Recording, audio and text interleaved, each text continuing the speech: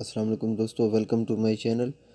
दोस्तों, अगर आप चाहते हैं कि व्हाट्सएप पर ऑनलाइन जाएं और किसी का टेक्स्ट पढ़ें और उसको पता भी ना चले कि व्हाट्सएप पर आप ऑनलाइन आए थे या नहीं, सिंपल सा तरीका है। अगर छोटा सा मैसेज है तो वो तो आप नोटिफिकेशन को स्क्रॉल करके पढ़ लेते हैं और तो उनको मालूम ही नहीं होता कि आप ऑनलाइन आए थे या नहीं, क्योंकि ब्लू टिक अपीयर नहीं होते। अगर मैसेज बड़ा हो तो आपने मोबाइल को फ़्लाइट मोड पर लगा देना है। फ़्लाइट मोड पर लगाकर उसका मैसेज पढ़ लें और पढ़कर मल्टीटास्किंग से भी बाहर आ जाएं और फिर फ़्लाइट मोड को ऑफ़ कर लें। तो इसको पता भी नहीं चलेगा कि आपने उसका मैसेज पढ़ लिया है, लेकिन ब्लू टिक भी शो नहीं होगा और आपका लास्ट सीन भी वही रहेगा जो पहले था। और दूसरे लोग भी परेशान नहीं करेंगे कि भाई आप ऑनलाइन आए थे और मुझे रिप्लाई नहीं किया। तो दोस्तों, वीडियो स्टार्ट करता हूँ।